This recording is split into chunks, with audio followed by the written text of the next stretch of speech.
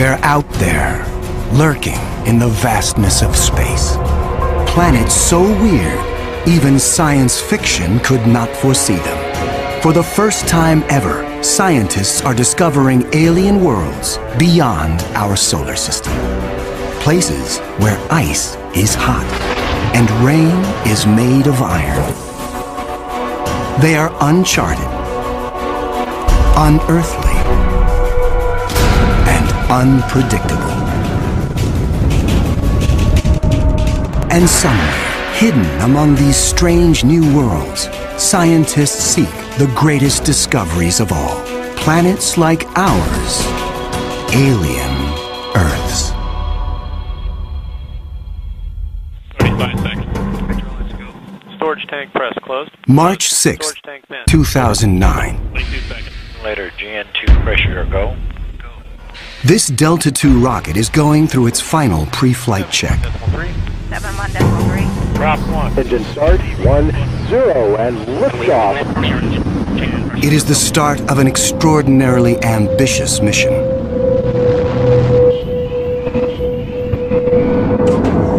The Kepler Space Observatory is hunting for planets like Earth within a region of 100,000 stars.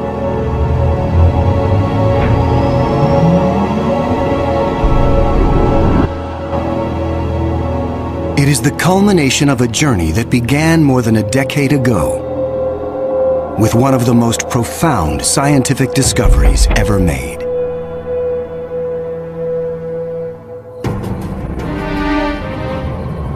(1995). Swiss astronomer Michel Mayor and his team make a routine observation of stars in the constellation Pegasus, located 50 light-years away. But the instruments show something strange. One star is violently lurching and wobbling. What we discovered, it's one of these stars have a velocity changing with time. What is powerful enough to disturb a star the size of our sun? Mayor offers a radical answer: a planet. But no one has ever seen a planet around another sun-like star. Problem in detecting planets around other stars is that as a planet orbits a nearby star, that planet gets lost because of its feeble light in the glare of the very bright star. In spite of the odds, Mayor relies on his data and is convinced the wobbles are caused by the gravitational pull of an orbiting planet. When I read this claim from Michel Mayor, I was very skeptical. There had been many false claims of the first planet ever discovered around another star, and I thought to myself, oh boy, here we go again.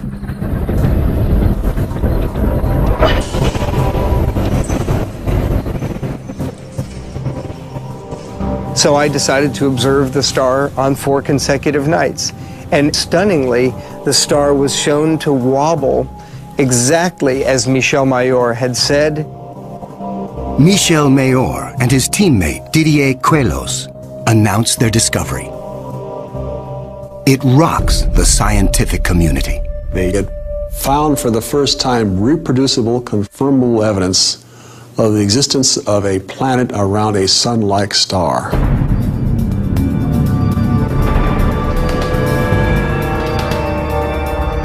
Officially called 51 Pegasi b, the planet is nicknamed Bellerophon in honor of the Greek hero who tamed the winged horse Pegasus.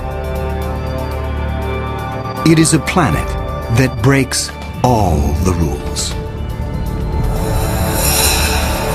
Bellerophon roasts in the blazing starlight at temperatures of roughly 1,800 degrees Fahrenheit.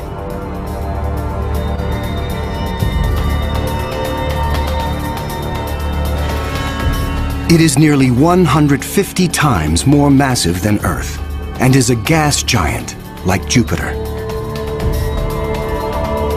A gas giant is a planet made mostly of hydrogen and helium.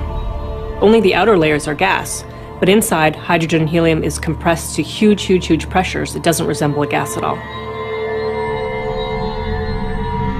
Unlike anything found in our solar system, this is an entirely new class of planet, what scientists call a hot Jupiter. If you go to Hawaii and see the lava flow there, that's how hot a hot Jupiter is. It's very, very hot. The Earth is a comfortable 93 million miles away from the Sun. These hot Jupiters are roughly 100 times closer, and so the amount of sunlight that they get is 10,000 times larger.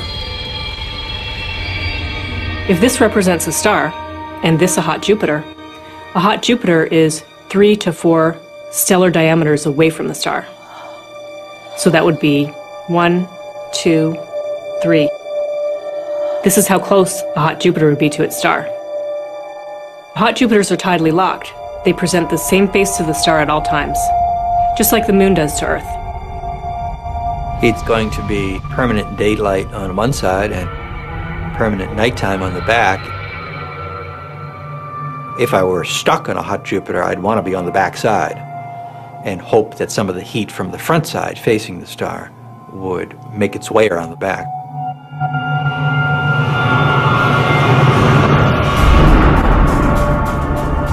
The variations in temperature make Bellerophon's atmosphere extremely windy. The wind howls at thousands of miles per hour, far beyond anything we could ever withstand. The heat blast guarantees water vapor cannot exist. But that doesn't mean there is no rain. It's far too hot for water liquid clouds to form here. But instead, these clouds would be made out of iron. Iron vapor can exist at temperatures much higher than water. And because of that, things could get a little messy.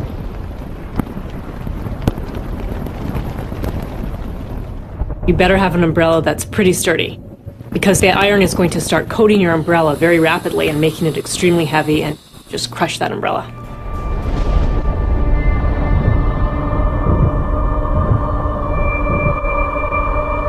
The sky overhead is filled with dancing curtains of color.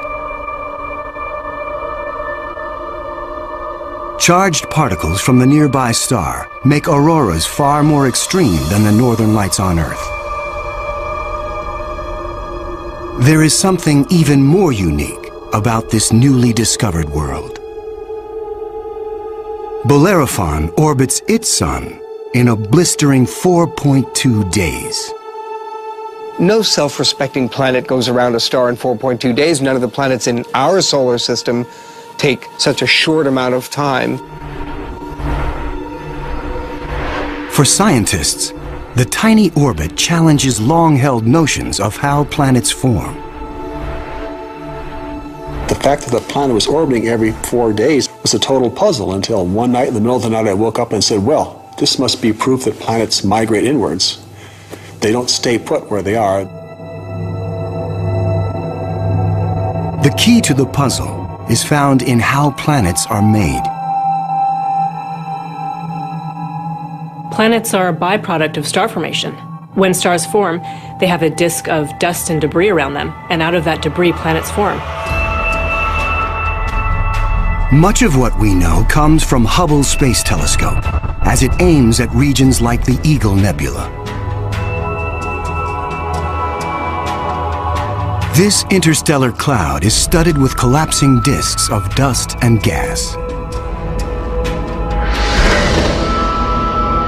A giant clump grows in the center of each disk. Temperatures reach a searing 18 million degrees. The same nuclear fusion that powers our sun is unleashed.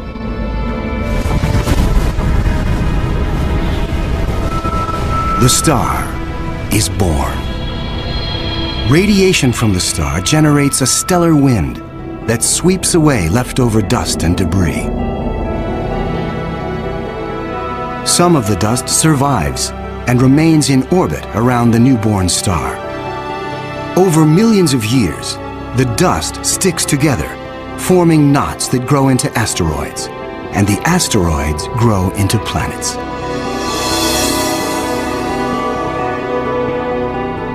These planets migrate through the disk until they find a stable orbit. This is why Bellerophon is so close to its parent star. But one newly discovered world has found its stable orbit in a place no planet should ever go. 2001. Hubble Space Telescope is directed to an obscure star some 150 light-years away from Earth, in the constellation of Pegasus. This is the same region where Bellerophon was found 6 years earlier. Hubble is tracking another hot Jupiter, discovered by astronomer Jeff Marcy. But this one is different from Bellerophon. You've probably heard of the planet HD 209458b. It's a terrible name. A terrible name for a terrible place. HD 209458b has been dubbed by some as Osiris, after the Egyptian god of the dead. Osiris is over 200 times more massive than Earth. It has migrated perilously close to its sun, at a mere 4 million miles from the blazing solar surface. Osiris broils in a planetary hell. The average daily temperature on Osiris is over 2,000 degrees. Forget global warming. This is global frying, and it causes Osiris to lose an estimated 550,000 tons of air every second. There's a leak of gas, a steady stream of hydrogen and helium, and that's making a big, huge cloud all around the planet. Its atmosphere is bleeding into space. Scientists speculate that a colossal trail of gas spirals behind the planet for thousands of miles.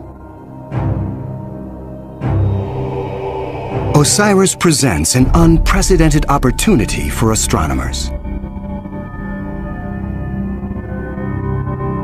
Using Hubble, they analyze the alien planet's bloated atmosphere. This is the absolutely first time where we could tell what is the composition of the atmosphere of an extrasolar planet.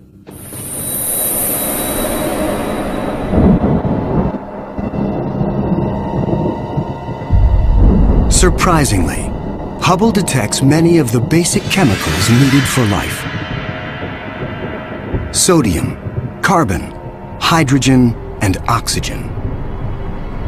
But Osiris is far too hot for life as we know it. There may be other forms of life, however, that thrive on higher temperatures. But there's no solid surface as we know it on a hot Jupiter. So this life would have to be just tiny little microbes floating around on aerosols. And on our own Earth, we have life that floats around in our atmosphere. But that life didn't start there. So life almost certainly would not exist on hot Jupiters. Astronomers have discovered many hot Jupiters since Bellerophon was found in 1995.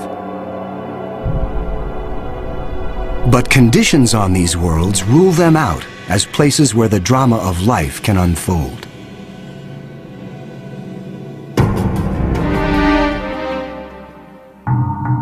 One of these gas giants is a planet that teases the rules of evolution.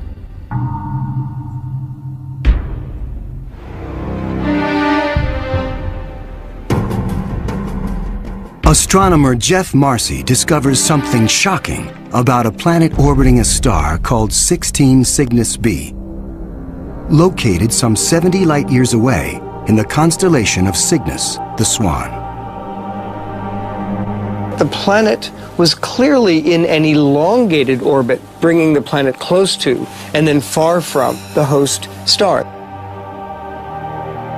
And this, of course, defied our expectations based on our own solar system, where all of the planets go around our sun in nearly circular orbits like phonograph grooves in a record.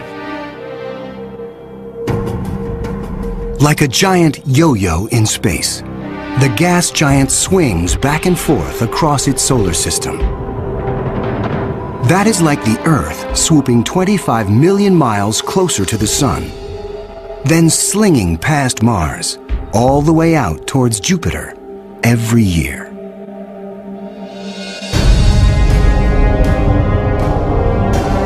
And like all of the gas giants in our solar system, this yo-yo planet might have an entourage of moons. Marcy speculates that one of these moons could be similar to Earth. And here's where the interesting story begins.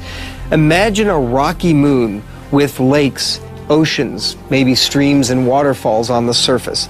The moon orbiting its planet, the two of them orbiting the host star. Unlike the airless moon that circles the Earth, this moon is a world with extreme seasons. On Earth, the seasons are caused by the tilt of our planet. Here, they are caused by the elongated orbit. These poor planets that are in these elongated elliptical orbits suffer terrible changes in their climate throughout a year. As they make their closest approach, the yo-yo planet and its moon are blowtorched by the star. Summer begins. The atmosphere on the Earth-like moon is savaged with raging storms. Category 5 hurricanes on Earth are tiny eddies compared to the monster vortexes that form here.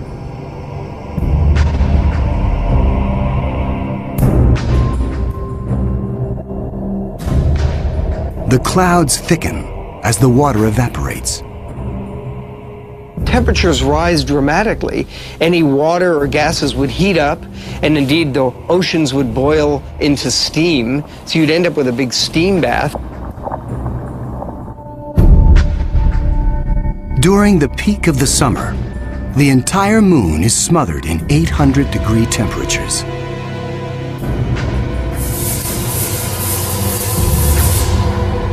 This is the closest approach to the star. During its 26-month orbit, the summer season is barely 2 months long.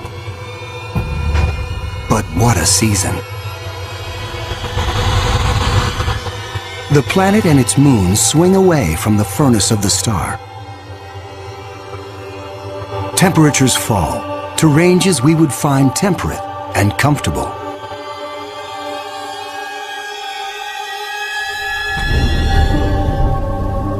With the coming of fall, the rains return to the parched and roasted moon.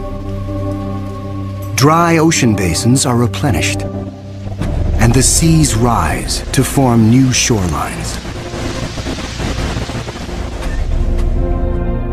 Tranquility prevails as the yo-yo planet and its moon slip into the deep freeze of winter. Now, over 200 million miles from the star, the daytime sky is dark. Temperatures hover around 260 degrees below. Winters are long, lasting 17 months. With the coming of spring, the sun looms large in the skies over this hapless moon as the ice cracks and melts violently. Huge icebergs calve into a stormy and fast-rising ocean.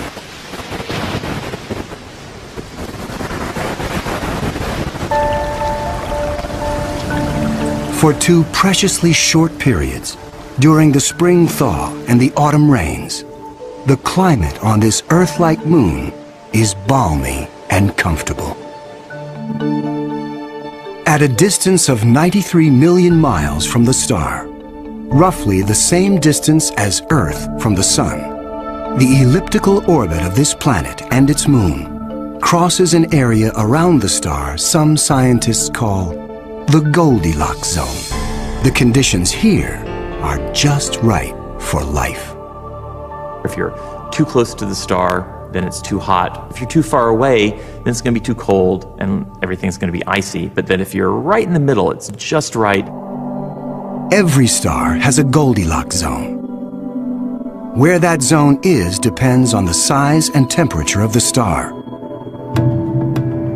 In our solar system, Venus marks the inner boundary and Mars the outer boundary. Earth and its abundance of life is right in the middle. The Yo-Yo planet passes through the Goldilocks zone twice a year.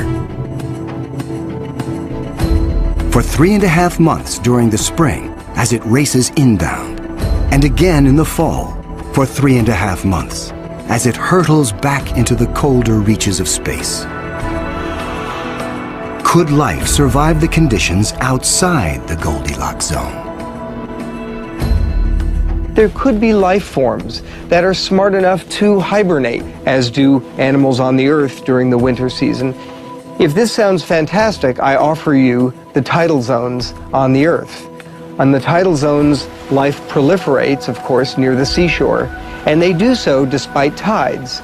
The water coming in, covering many of the life forms, the water going out at low tide, and yet those species survive perfectly well. The strange cycle of the Yo-Yo planet's orbit creates fleeting conditions suitable for life, but also for death. Some alien planets are even more bizarre. Imagine a world that has no star to orbit.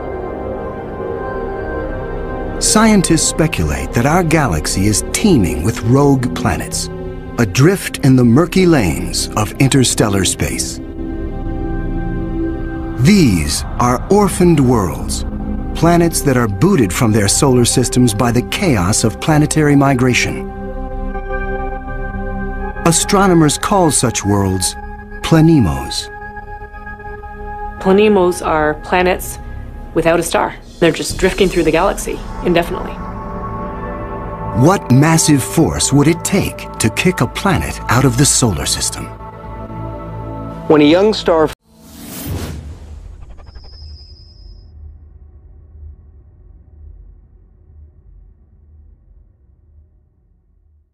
forms with a contingent of planets around it, many of those planets gravitationally interact with each other.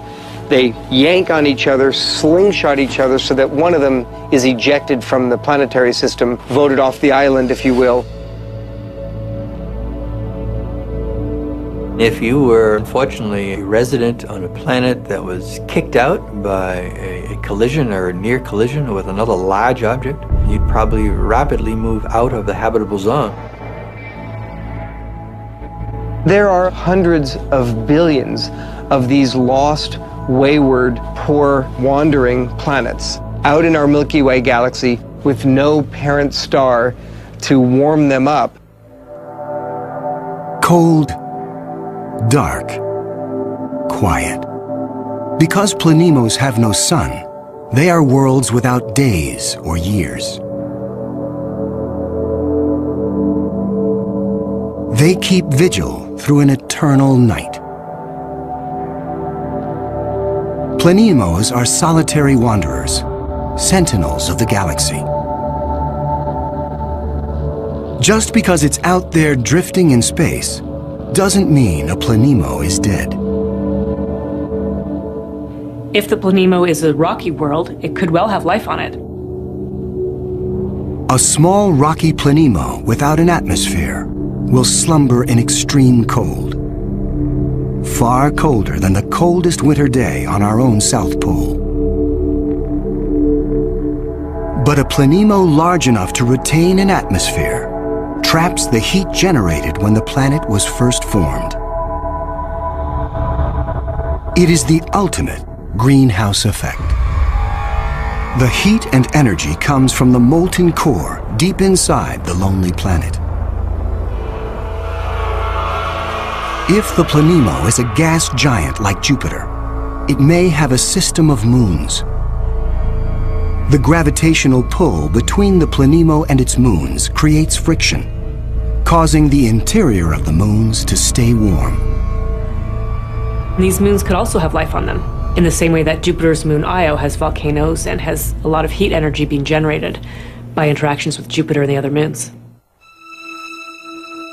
If anything lives here, it will be single cells, like common bacteria found on Earth. Not complex life forms. Without a sun to provide photosynthesis, these tiny organisms derive their energy from the chemistry in the soil of the Planemo, or its moon. On Earth, there are similar conditions. Colonies of bacteria are found deep within mine shafts in South Africa. They have no access to oxygen nor light and survive entirely on the chemicals they make from the surrounding dirt. Their metabolisms are extremely slow, and they reproduce only once every 1,000 years. If life dwells on a sunless Planemo, it could be organisms like them, marooned when their planet was young. While Planemos slumber undisturbed, there are worse places to be in the universe. Like in the company of this lethal pulsar, some 980 light-years from Earth, in the constellation of Virgo. From afar, a pulsar looks like a blinking light. But up close, pulsars machine gun their surroundings with deadly radiation. They are no place for planets. Yet something interferes with the precision of this pulsar. One explanation is that the anomaly is caused by a planet. But many astronomers are skeptical that planets orbiting a pulsar can exist. The reason that's a problem is because pulsars are formed in these incredible explosions.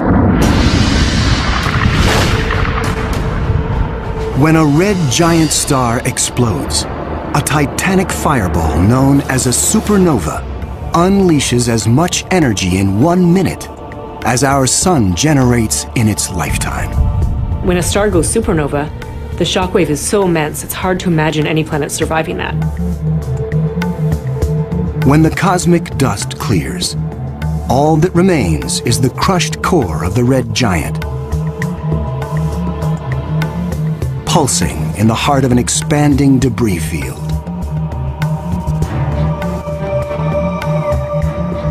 Matter blasted from the colossal explosion falls back to the pulsar and forms a disk.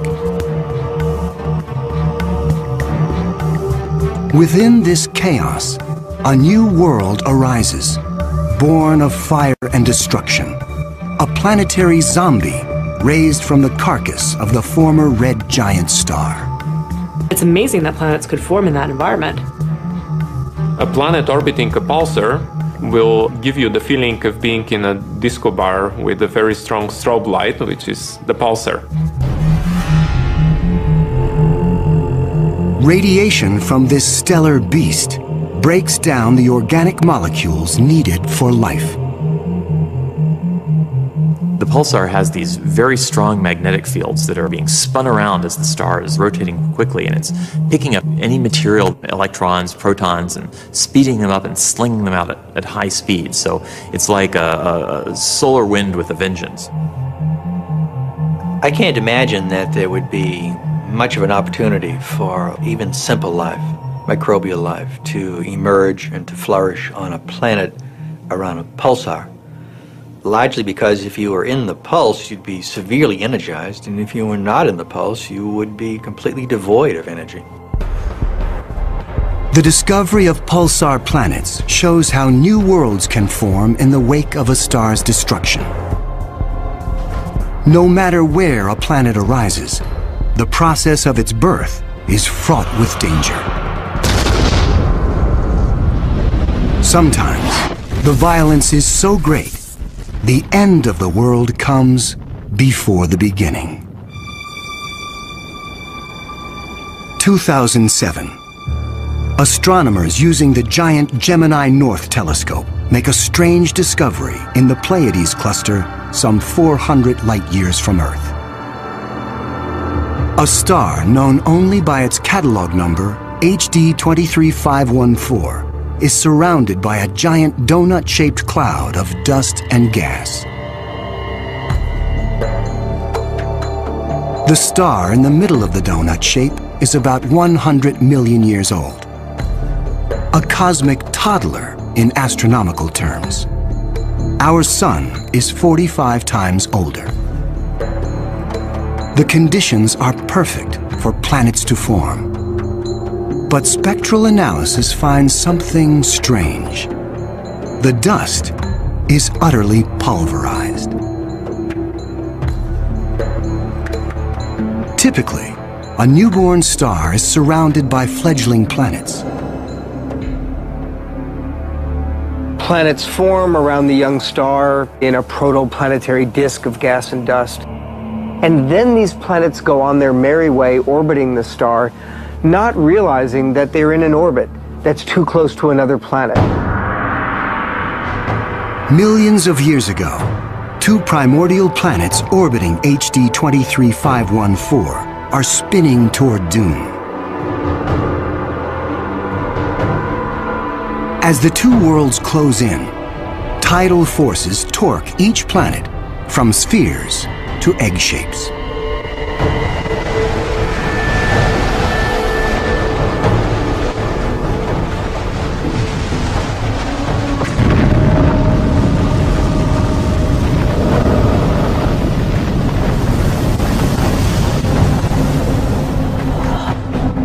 Nothing remains. The two worlds are annihilated, creating the dust and debris seen around star HD 23514. 4 billion years ago, a similar apocalypse came to Earth. A Mars-sized planet forms in roughly the same orbit as the newborn Earth. Like the planets at HD 23514, Earth and this Mars-sized body are barreling toward each other. If you happen to be unlucky enough to be standing on a growing planet when it was in the process of still becoming the Earth, you might wake up one morning and notice that the sky was getting darker and darker as a Mars-sized body was coming at you within a period of less than an hour.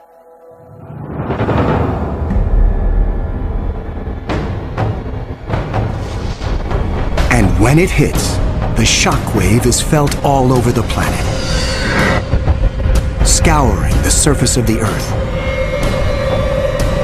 The collision obliterates one side of the planet. Molten rock sprays out into space. The entire globe is peppered by meteors and noxious vapor. It would actually make hell look like a Bahamas vacation.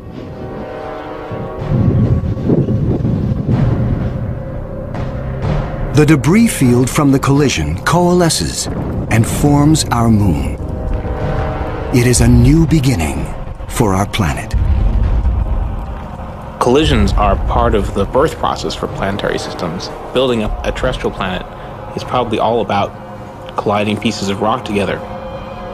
And all across the galaxy, colliding pieces of rock are forming terrestrial worlds that defy the imagination.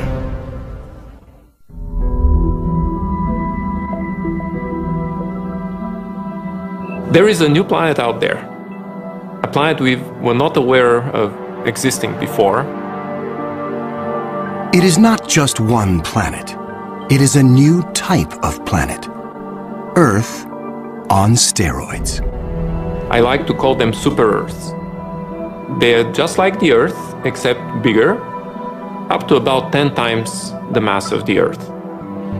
One family that the super-Earths resemble just like our own Earth. Continents, oceans. Some of them may be very dry, like Mars. And then another family that we call water worlds or ocean planets that are completely covered with water. Welcome to Gliese 581c.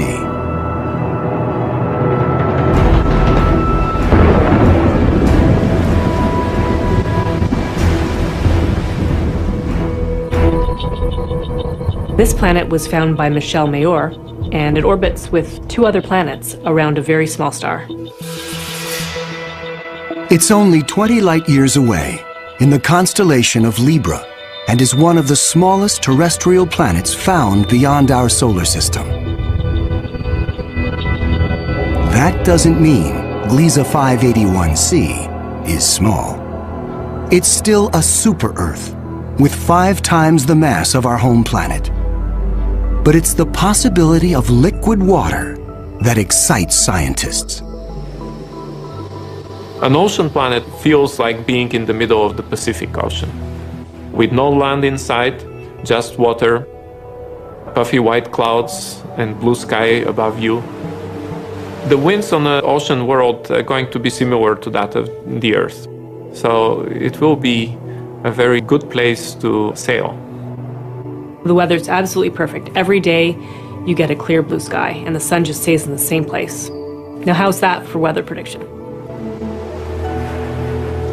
No land anywhere. Even miles beneath the surface. This water layer would extend very far down, at least a quarter of the way down in the planet. But as we dive deeper into the sea, the pressure builds. At 35,000 feet below the surface, we pass the point where the deepest oceans on Earth bottom out. We pass the 100,000-foot mark.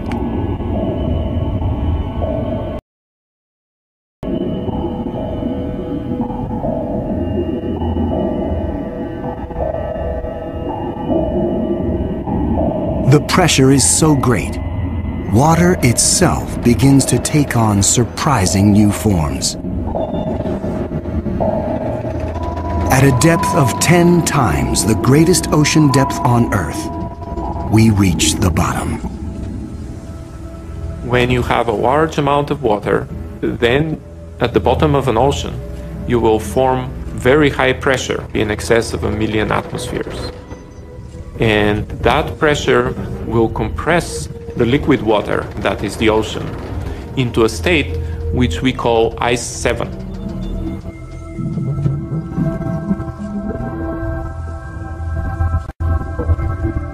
No, it's not like ice in your refrigerator. The molecules of water that are in the ice in your refrigerator are kind of all jumbled up. But if you form ice under very high pressure, then the water molecules can become ordered, they can become aligned.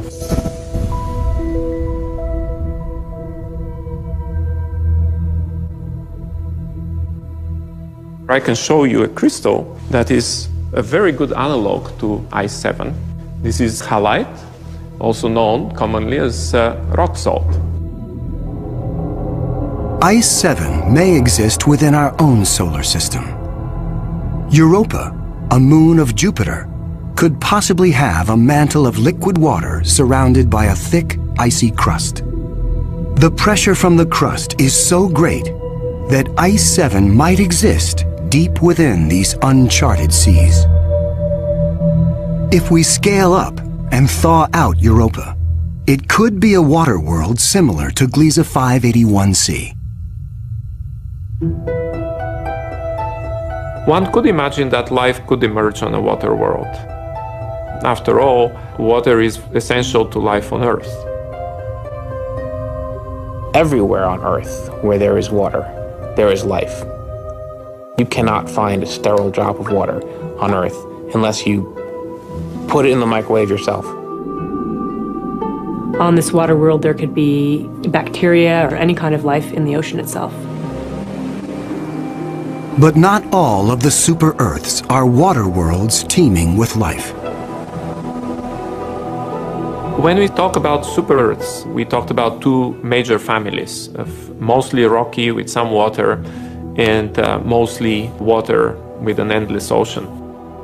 But one has to add to those a 3rd family of probably very rare super-Earths and Earth-like planets, which are called carbon planets. A carbon planet is unlike anything we've ever seen anywhere. A place with an alien chemistry, but loaded with very earthly treasures.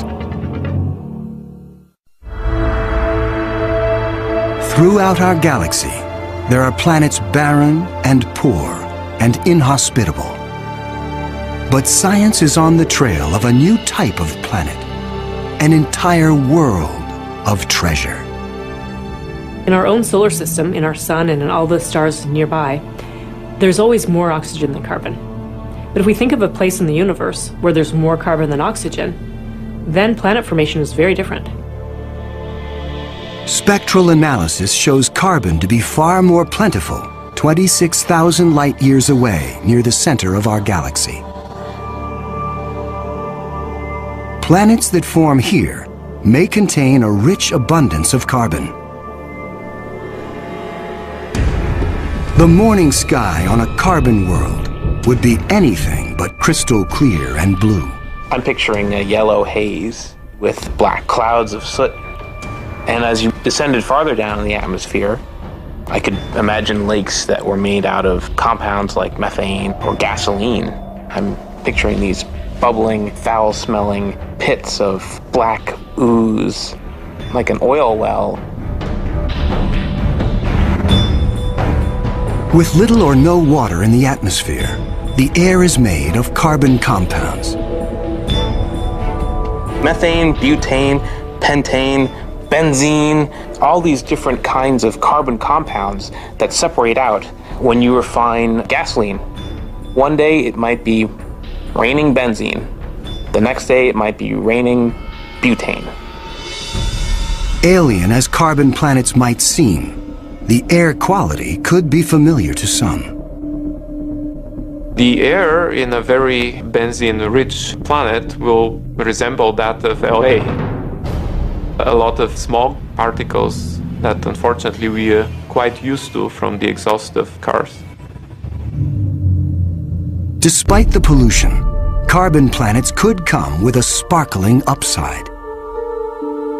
You might see diamond because the planet may have substantial quantities of pure carbon that it's formed out of.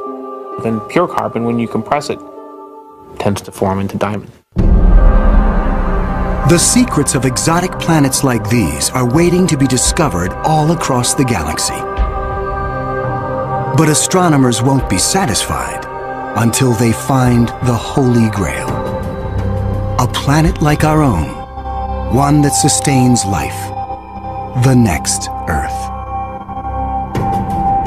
People always ask me, do I think we're going to find another planet like Earth? And I answer, absolutely.